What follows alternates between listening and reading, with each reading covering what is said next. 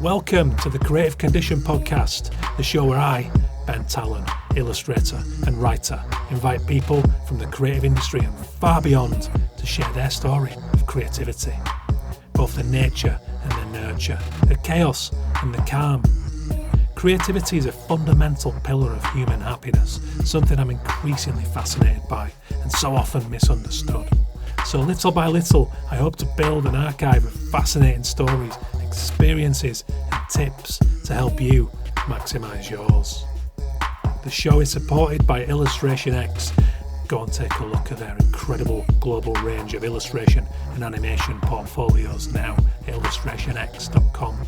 If you like the music for the show, go and listen to Dirty Freud over on Spotify and all good music platforms now.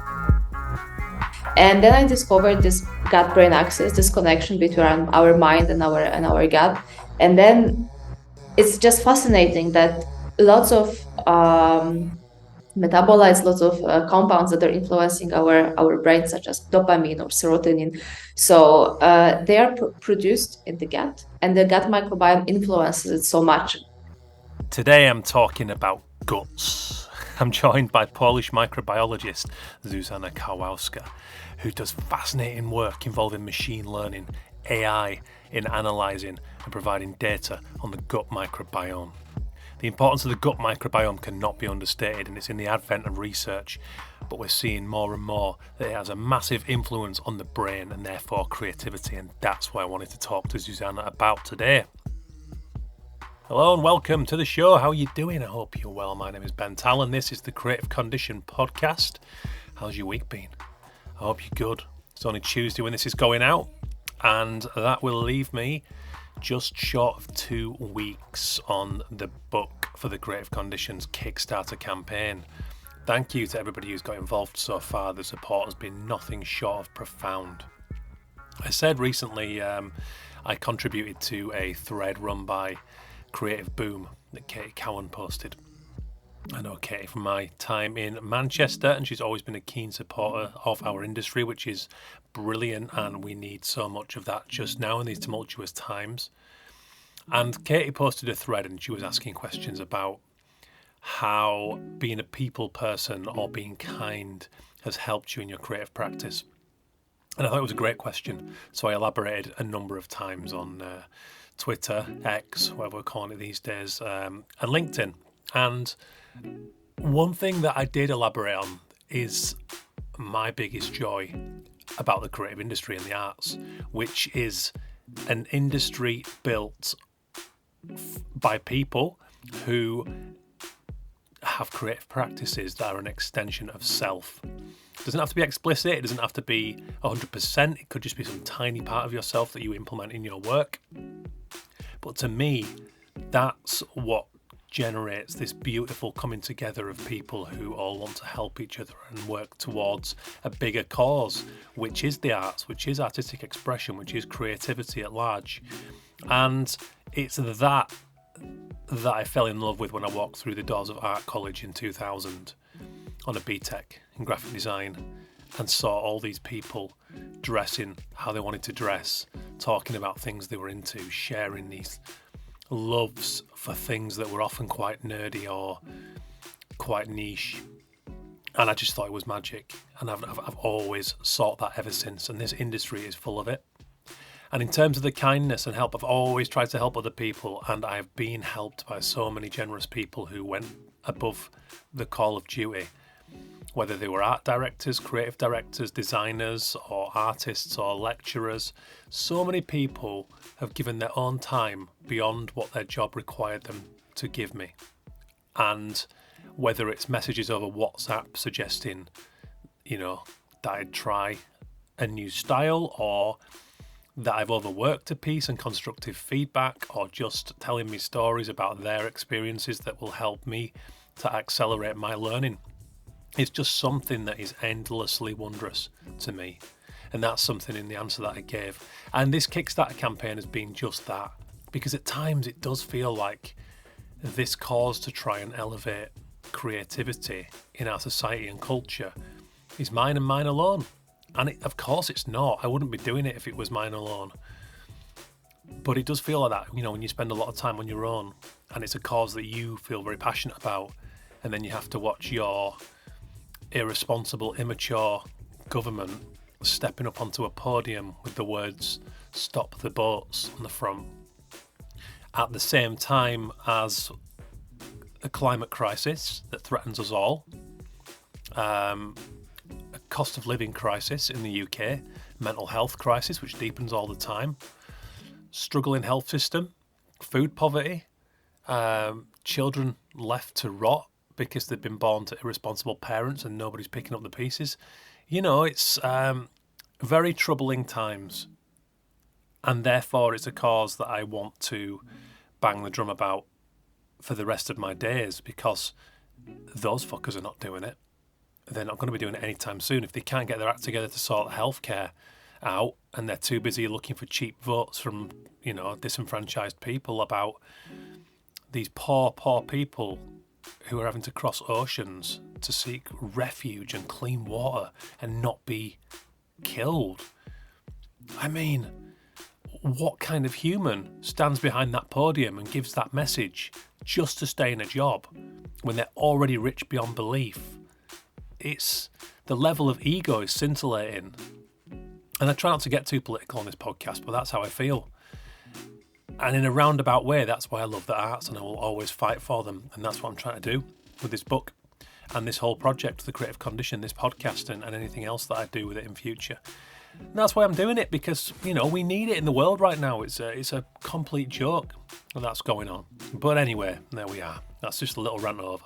Please do consider supporting the book on Kickstarter. So many people have.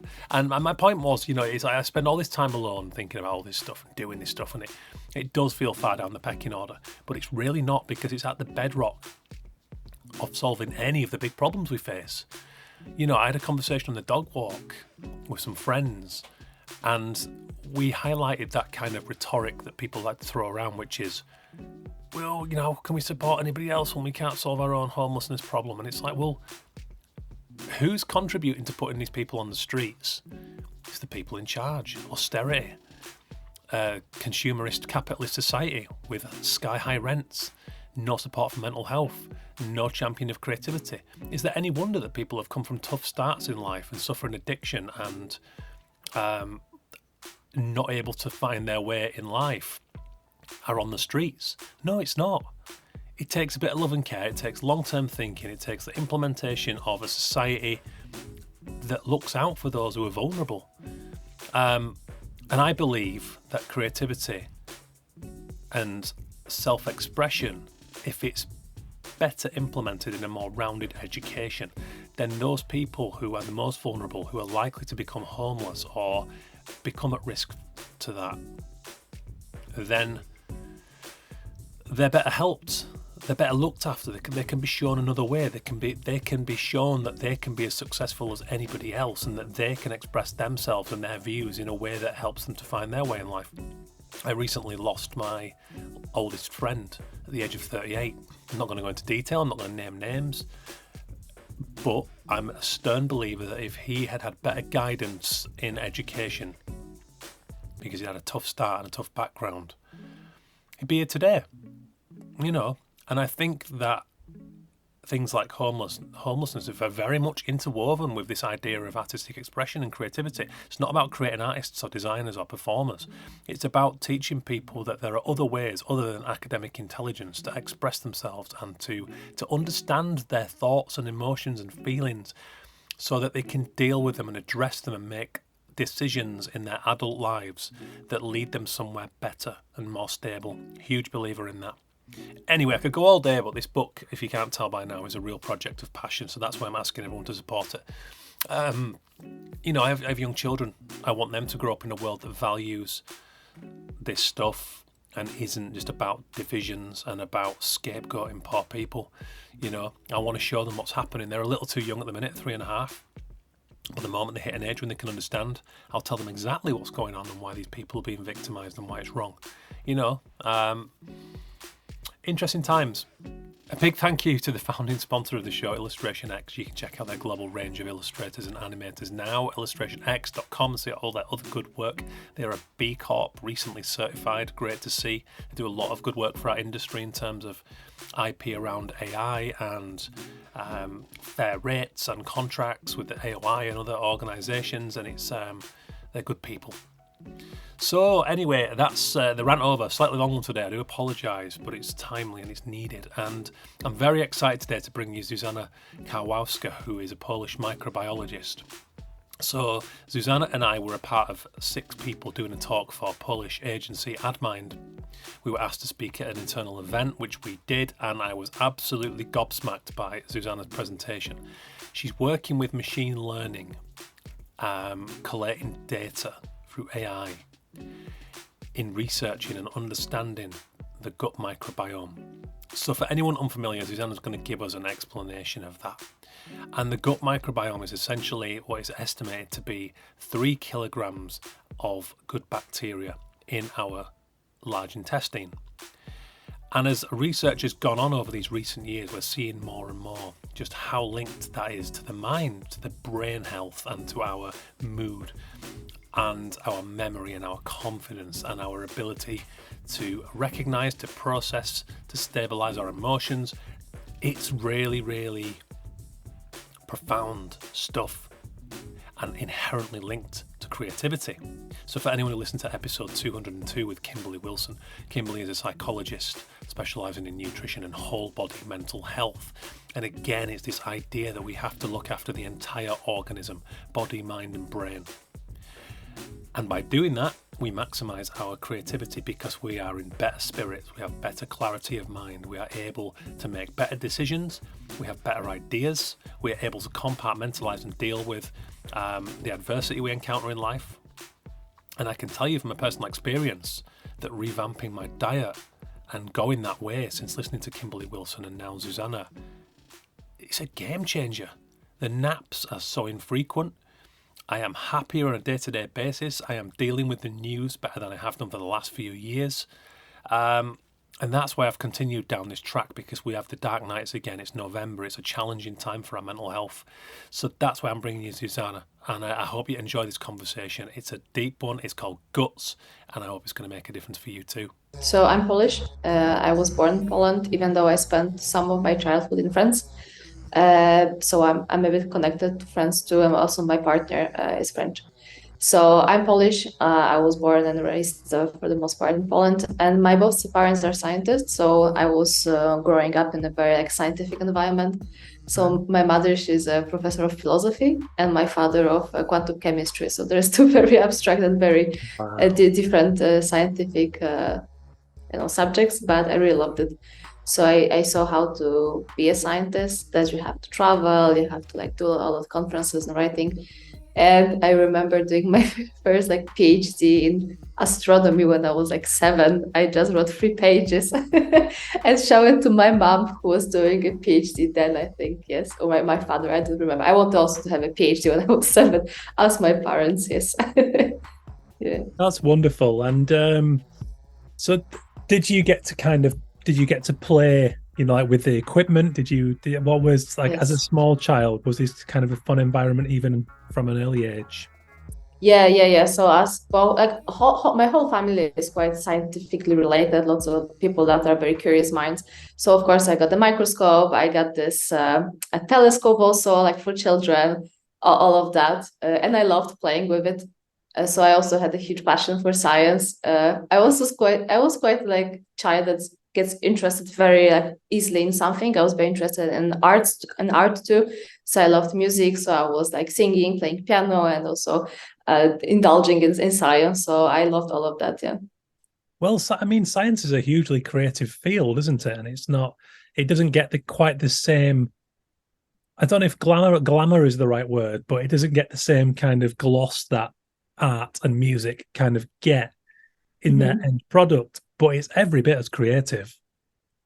Yes, yeah, I was thinking about that, and I feel like being a scientist is also very creative, and it's quite similar to being an artist, let's say, because you have to travel, you have to like talk with people. There's a very huge emphasis on collaborations, and it's not that subjective as art, but it's still very subjective, because like you can have infinite amount of solutions to one problem. You can use any method that you want. You can have any approach that you feel is the most suitable, and then some people will agree and will not agree with you. So I think it's very, very creative, and unfortunately very subjective too, let's say.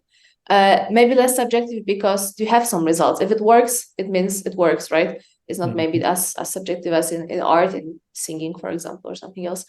But yes, I think it's very creative. But it doesn't have this gloss, as you say. It's not that glamorous, I would say. You don't hear about, like, scientists are celebrities, but in my small scientific bubbles, right? Bubble, right? So I would like that to change. So I'm having like an Instagram account on microbiome, because I want like all of people to see that this is something that can be very cool. And I'm also a yoga practitioner. So I'm in this bubble of people that are vegan, are doing yoga, they're very like health focused. And those people love microbiome. They love everything I'm saying. So I'm really happy that I can share my knowledge with people that are not scientists, just normal people that just want to take care of our health. Well, this is the thing, isn't it? And this is why I got very excited when I heard your talk, because, I've got a book coming out with the same title of his podcast, The Creative Condition, next spring. And it's very much a kind of a biography of, or an exploration of human creativity.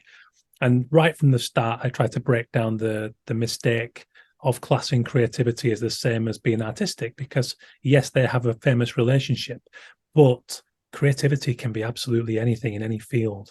And as I've written this book and done more and more research, things like nutrition and physical activity have really struck me as things that people don't consider as a big part of the creative process. They think of it as something for the mind only, but actually it's about all the body. We are one organism.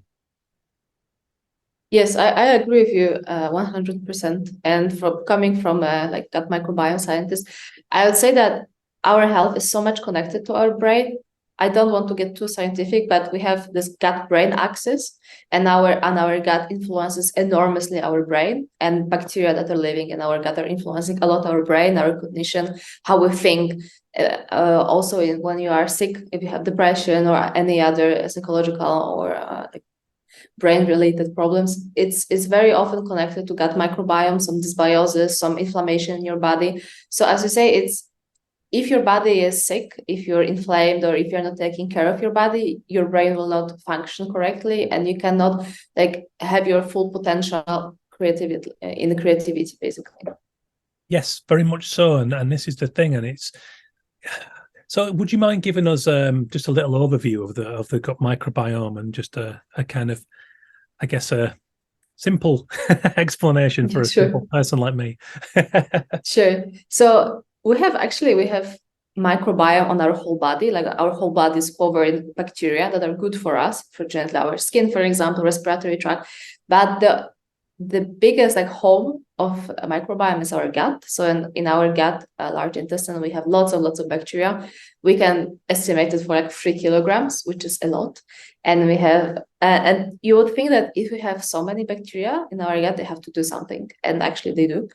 And gut microbiome. So gut microbiome are all bacteria that live in our gut, and they're involved in many very important functions. So, for example, they help us digest food. So they break, for example, stuff that our body cannot break with enzymes that are only produced by bacteria, and then they get more and more energy from our food, vitamins. Then also influence of metabolism. They also influence our immune system. So there's lots of stuff going on in our gut that is connected to our immune system, and those bacteria are also influencing it a lot. So yes, to sum up, the gut microbiome, all the bacteria in our gut, they influence our metabolism, our immune system, so our health in general. And they're involved in metabolism. So for example, people that are overweight, they will have slightly different microbiome than people that are lean. So this is why there's such a boom right now, I think, on gut microbiome, because we know more and more that it influences so many things, and so much our health. And also because it's so easy, let's say, to influence our microbiome because we can do it by diet. So we don't have to take any medication. We don't have to change something drastically in our life. We can just influence it by our diet. And this is why I think this is so important to be researched, because we can change it directly every day. Absolutely. And so this is essentially, you know, these are kind of little, tiny living organisms that if we take care of them through our diet and our lifestyle, they will take care of, I guess, way more aspects of us than we ever used to think. Exactly. Yeah. Exactly.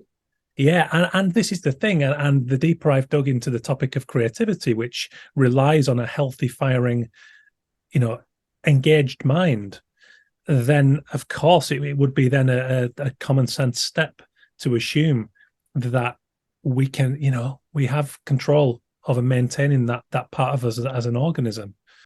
This is true, and especially as it comes to creativity, and because I got very interested in gut microbiome because lots of people around me were suffering from some problems with the gut. Their stomach was hurting a lot, and also I started very interesting in IBS, all of the problems with our gut, and then I discovered this gut-brain axis, this connection between our mind and our gut, and then it's just fascinating that lots of metabolites, lots of compounds that are influencing our brain, such as dopamine or serotonin. So they are produced in the gut, and the gut microbiome influences it so much. So by just such a simple thing as, for example, eating more fiber or eating more fermented food, you can influence your whole body, and also you can influence your mind.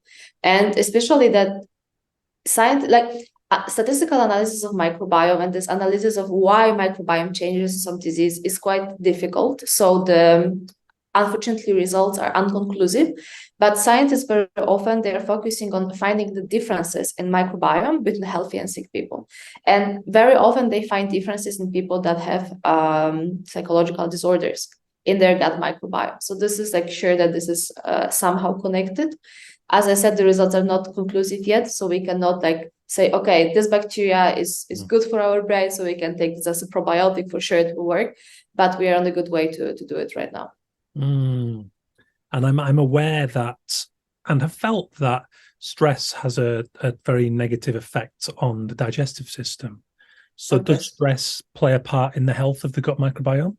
Of course, yeah. So I think like anyone that was stressed before an interview or something, they are feeling upset, their stomach hurts. And actually, yes, our stress is the stress is influencing a lot our body, especially our digestive system, by this gut-brain axis, and also by the very long nerve, what's called vagus nerve, that comes from the brain to the gut and connects it. So there is a huge interplay between our gut and our brain and our microbiome. And also, like, the good news is that you can also influence your microbiome and your health not only by diet, but also by some activity, so physical activity, and also by, for example, meditation. For example, in yoga, there is some respiratory work that's like you close your face, let's say, and you hum a lot. And I never, like, it was calming me a lot. I never knew why. And then I discovered like this is like activating somehow your vagus nerve, and it's just a neurological solution to it. Why humming, just doing sounds with your nose and your mouth, is just influencing your mood, because it just calms your whole body by activating this nerve. Wow, and so that's the nerve that connects. Exactly. Yeah. Wow, that's incredible. Yeah, because I think in today's fast-paced world, where a lot of us are balancing so much in our personal lives, in the constant information overload through social media and all those kind of things. So I think a lot of people are probably more stressed than they realize. It almost becomes a default state. It doesn't necessarily have to be stress in the way that we think of it as anxiety or panic, or yes. It can be very subtle, but also I think quite detrimental to our health. So that's really interesting to hear. Yeah, I mean, I recently made changes to my, I having researched for my own book, I learned, which vegetables were particularly good for the hippocampus and things that influence creativity. So for someone who, got an F in science at school, just because I was disengaged with the way things were taught, didn't mean I wasn't interested. But now at 40, learning all this stuff and then changing my own diet, it's been hugely satisfying because I've kind of eliminated the need for naps in the afternoon, and it's simple changes. And I had a chat with a lady called Kimberly Wilson, and I haven't released the episode yet, but she focuses on what she calls whole body mental health, and it's very much about nutrition for good mental health. And she talked about this and talked about how actually there were studies where people with an Asian or a Mediterranean diet were put on a very processed Western diet, and very quickly things went downhill in the microbiome and in stress levels. Do you know much about that, about the kind of Western diet and the processed side of things? Yeah, of course. So as I said, you can influence microbiome with diet. And also, I think a good introduction is to say why what is a good microbiome and what is bad microbiome. So the dysbiosis, also known as bad microbiome, that's called bad microbiome, is not yet very well defined. Scientists are working very, very much on why gut microbiome is bad, which bacteria influence it. Are those bacteria? Maybe there's something else that defines that gut microbiome is in dysbiosis. But what we know that people that are sick and for example, they have some kind of disease, their microbiome is different. We don't know what was first, if microbiome changed in the beginning and then there was disease, or there was the disease and then microbiome changed, because me as a scientist, I'm working on time series data, on gut microbiome time series data, some repeated measurements. And I see that the huge limitation of my study is the lack of data. So people are not collecting repeated measurements from the same person. So we cannot really know how does gut microbiome change, because there's not enough data to fit any models, right? Statistical models or AI models.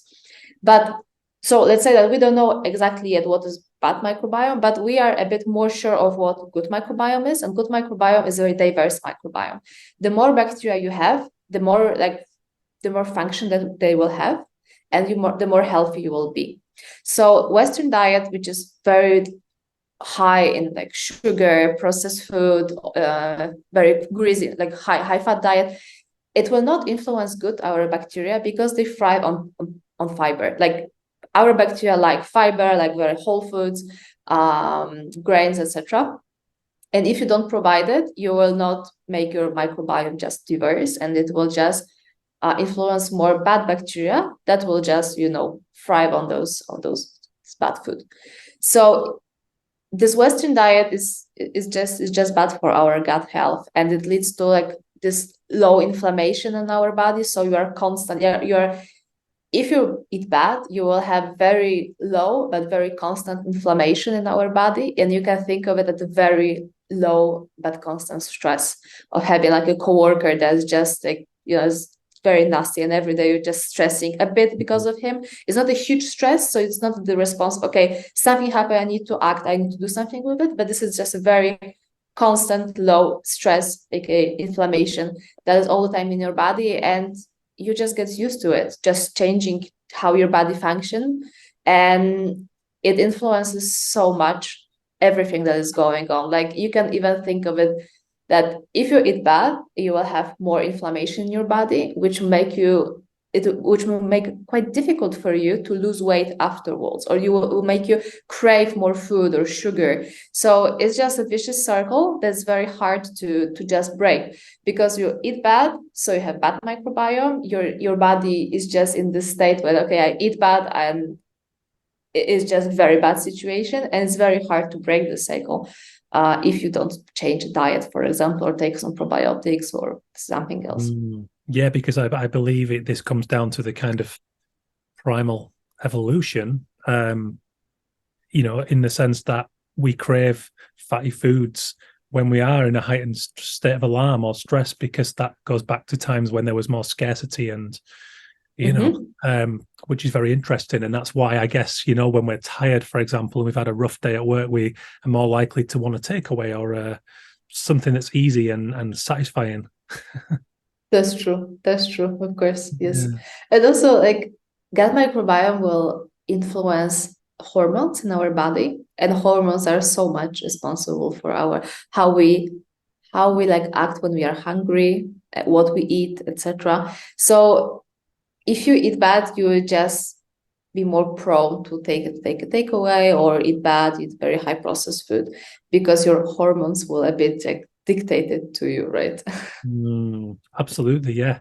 Of course, and we're animals ultimately, and I think that yes, we have consciousness and we are able to apprehend those behaviors to a degree. But and I found this out myself through I'm a parent to young twins. I have 3.5-year-old children, so of course the first couple of years I'm completely exhausted and I'm more vulnerable to these kind of traps than ever before because I'm low energy and I don't have the same ability to compartmentalize and manage negative thought patterns, which lead to all of these bad habits.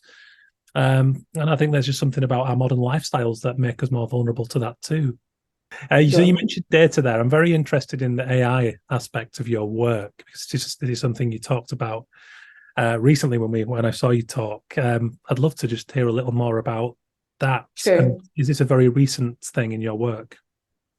Actually, to give maybe a bit more context, so I'm a computational biologist, which means that I do experiments by using like simulation on my computers, by coding, and using bioinformatics and like data science. And also to give a bit more context, gut microbiome is very difficult data to work with because you cannot cultivate bacteria from our gut in the laboratory. So it's very hard to understand what's going on just by working in wet lab, what we call just like laboratory. So you need computers, you need mathematics, you need AI, as we say, just to analyze the microbiome. Because how do you analyze? You will take a stool sample from a person, and then you will put in the sequencing machine, and then you from this wet lab, the part is happening in the wet lab or a hospital, then you will move your data to the computer.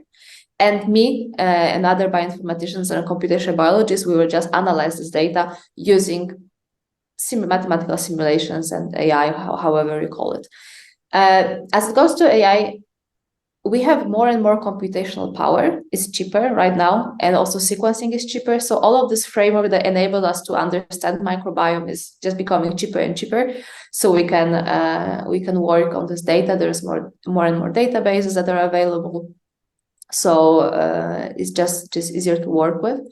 And actually, I'm not a huge fan of using AI for my research because I prefer like very basic and unfortunately not sexy statistical analysis because they are very easily easier to interpret. Like for me, what is important is to analyze the data and then get some conclusions. For example, in my company, because I'm a team leader in an R&D department, so we try to understand some concept why a therapy works, and then create a new therapy. So we have to understand very well which bacteria influence the outcome and how to then create a therapeutic with some bacteria. So we need something that's very highly interpretable. So I'm and my team, we are using lots of statistical analysis that are very easy to interpret. And then we'll be moving a bit more to AI because AI is wonderful, it's very powerful. But I think for now, at the early stage of our research, we need something that will enable us to very well understand the data before we will move to those powerful models that are a bit more black box than what we are doing are. It's very interesting. And I guess this goes back to what you said early on about creativity. You regardless of the power of the technology, it still requires your constant ongoing creativity to round up all of that information with a clear goal in mind. Would that be right? Yes. Actually, I was talking with my friend about that being a scientist is a bit of us being an artist and also a detective at the same time. Yeah. Because like you have data thrown at you and the task of what you have to do with this data, but no one tells you what to do between those 2 points, right? Like you have data and then you have the result, and you can do everything. You can do everything that you want with this data just to get to the end point, like the result. So you have to. I really like this detective work because I'm testing some hypothesis. I'm just thinking, okay, maybe it will work, and then I'm testing if it works. If it doesn't work, I hypothesize something else.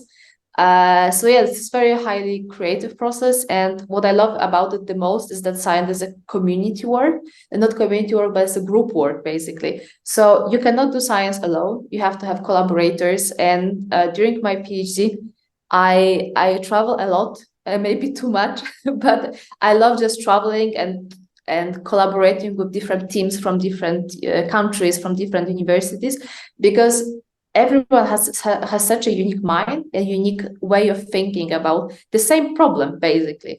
So sometimes I'm stuck in an idea, and then I speak to someone else, even someone in the room or in different country, it doesn't matter, but they will have a completely unique approach to my problem, and that will just it will just be amazing. So I really like this creative process of just working with people that will have some ideas. We have this brainstorming. I really like the brainstorming part. Then what I really also like is that you have this brainstorming part with people, and then you can be alone, which is great because you can concentrate, you can read some paper, do some coding, etc. And then you meet again and discuss results. So this is once again creative, and then you come back and you are alone once again. So this is a very good balance for me, just to be with people and be alone and with my own thoughts. So yeah, I really like it.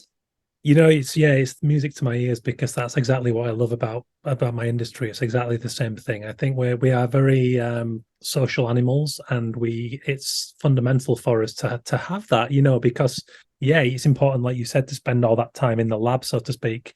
I can spend most of my week often in a garden studio, but then ultimately just to have that one thing, like I went to Off Festival in Barcelona last year, which was something like 4,500 people per day came to the Design Museum and just heard talks and met and it was just wonderful energy. And you go away and you have a lift, and it just lights your enthusiasm, doesn't it? But like you said, also the cross-pollination of ideas is absolutely vital, and you can't overstate the value of that. You cannot. I really like doing also conferences, because in science we love conferences and we do lots of conferences. And I see that, of course, science part is very important during a conference, because we have talks, you have posters, etc. But the most important part is this collaboration, those talks that are happening during breaks and other, and other moments. And I love it a lot, because there are some scientists that are working alone, they don't collaborate, but I don't understand how can you do science if you're not collaborating with people, and not just because I've also the second problem in science is that sometimes you are so close with your research, you want to be the first one, you want to be the only one that discovered something, that you don't share it with other people. And this is very hard, because you have to collaborate, but at the same time you want to be the first and the first author, you want to be the only author of some discovery. So it's a bit tricky, but I think that it's better to collaborate, even though someone might steal or just inspire from your idea. I think it's okay, it's completely fine, because science is collaborative, and maybe my idea for me will not work, but maybe it will work for you or for someone else that just heard my idea and use it for a different application, right? Absolutely. And I think that also, maybe your idea cannot reach its potential until someone else has just sprinkled that little bit of magic that you maybe couldn't see because you were so focused, and we've all felt that kind of experience before, when we've missed something really obvious just because we were too close to the work. Exactly. Yeah. And so in terms of a week-to-week basis, like, is it quite varied? You said you travel a lot. Do you spend a lot of time in the lab? Are you on the move? Is there such a thing as an average week of work for you? Actually, from a long time, no. It's very, very I wouldn't say messy, but very busy, but a good kind of busy. I really like it. Actually, so I'm on my last year of the PhD, and then I'm also working in the company right now. So that was very new for me to work as a leader, especially that I'm very young and I'm still at the university. So I have this, let's say, double personality. When I'm at the university, I'm a PhD student, but also I was always very, very independent. I'm a bit older than other students, PhD students. So I was always working a bit more like a postdoc, even though I was a PhD student. And then in the company, I'm a leader, so I have different tasks. But actually, I would say that being a scientist is a yearly cycle, let's say, because you have this part when you do your research, you just have this brainstorming part, you write grants, and you just plan what you will be doing for the next year or in the project. And then after you finished, you will have to write it. So I'm not a huge fan of this part because I really like doing research, but it's also very necessary just to put everything on paper, do figures, just focus and okay, so we did that, we put it on paper, we do an article and we just send it to a journal. So this is like a yearly cycle of being a scientist when you do research, and then you sometimes, of course, it takes more than 1 year, but then you publish. And also I travel a lot because we have a lot of collaborators abroad. So for example, I was in a project with Estonia, and I was in Estonia in May, for example. I'm also in a project with Germany, so I spent 3 months last year in Germany. Another project that we are having is with Warsaw and with San Diego, so I will be like until March next year, I will be traveling really, really a lot. Also this year I was traveling a lot, and it's quite hard to concentrate to do the research when you are on the move so much. But I think that I just switched, and now I can work on the plane, on the restaurant, like in the cafe or something. So it just changed how I approach and how my brain is functioning, let's say, because I can focus a bit more and better than before.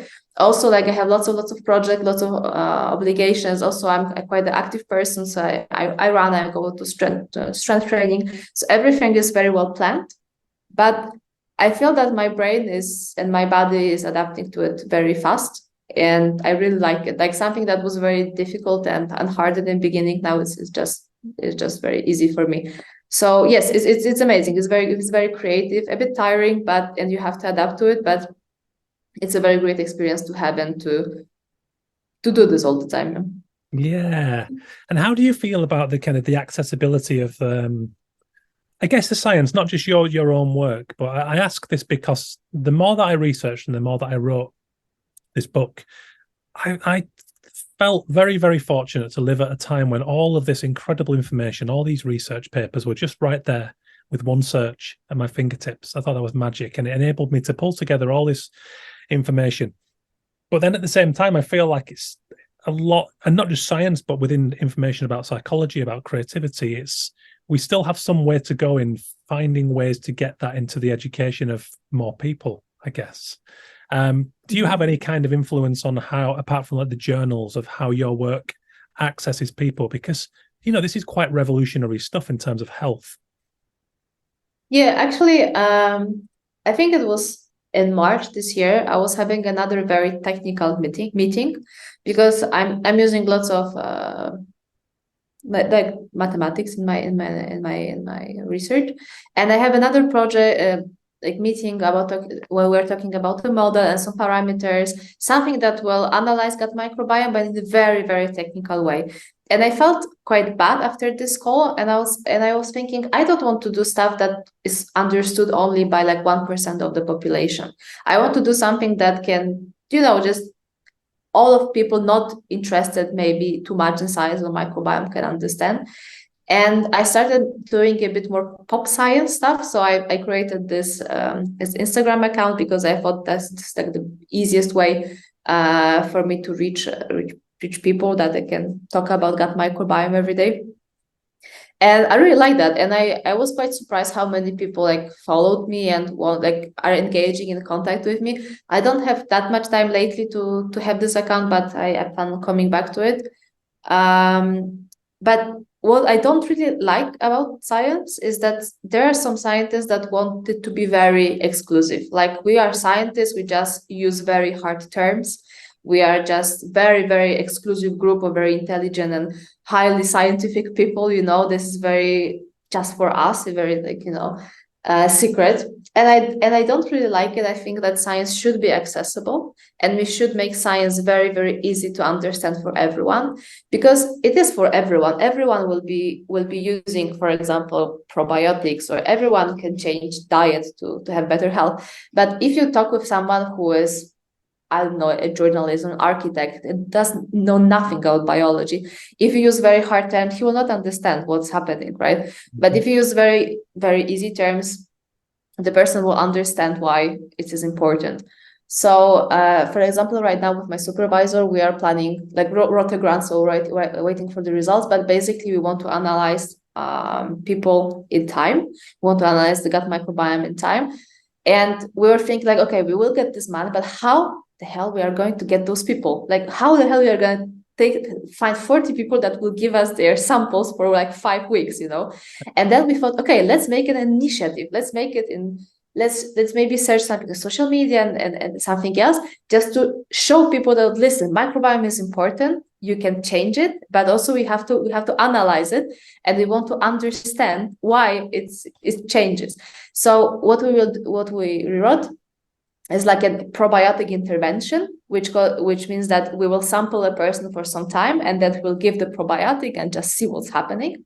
And that will also answer many questions, like for how long you have to take probiotic, how your gut microbiome changes after the probiotic. So we have the study, it's super interesting, but now we have to make it very easy for people that will be giving their samples why it is important for us. So I talk a lot with my friends about gut microbiome, and I think it's super, super important it's not a very sexy subject, I would say. It wasn't a sexy subject before, but I think that it's becoming very, very sexy right now and very popular. As you can see, how many supplements and companies are creating supplements for gut microbiome. There are so many people say, I eat fermented food, take something to make your microbiome better. And people are buying it and taking those probiotics without really understanding why they are taking them. And I think like it's great that it's coming to our conscious that we have to take care of the microbiome. But for example, with probiotics, like you cannot take any probiotic and wait for the result. Like this is very important to make it very clear to people that there are different strains of bacteria in the probiotic, and you have to choose the probiotic for you. Like if you have antibiotics, you will take a different probiotic. If you are feeling low energy, you will take maybe a different probiotic. If you want to have, I don't know, if you want to take care of your gluten digestion, you have to take a different probiotic. You have to people need to understand that it doesn't just it matters a lot which kind of bacteria you will put in your body. And this is why it's very important to make science accessible for everyone and very easy to understand for absolutely everyone with any background that they have. If I want to I don't think I have some more to say to that. Yeah, but I think that, for example, my partner is not at all a scientific person, and he didn't understand. Like he was not understanding before why we have to eat healthy or why we have to do sports or take care of ourselves. But I think now he understands it and he feels the results, and I'm really happy about it.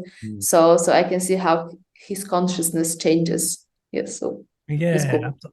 Absolutely, and I think that this is why I adore podcasts as a medium, because there are so many specialist ones. But actually, this is where I come across many people who are specialists in these areas, and it is fun, because in that kind of environment, in a podcast interview, I guess you do have to kind of bring the language down a little bit so it's less academic.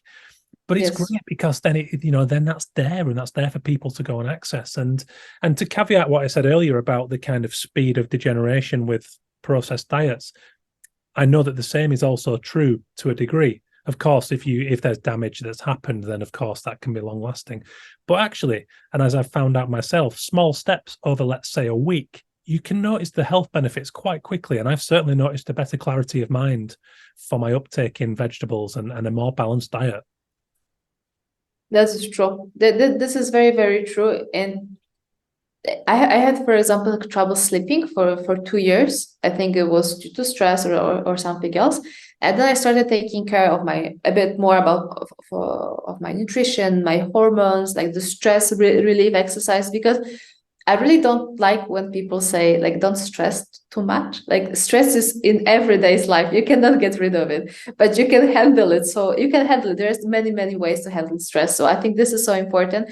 And I can see right now that my mind is very, very sharp. Like, it was not that sharp 1 year ago, even though I have so much. Like, I think I had 1/10 of stuff I have to do now 1 year ago, and I'm just performing well in it because I think that I just took care so much of my body and my brain and everything that is going on that it just performs well. And I'm quite amazed how the body can perform.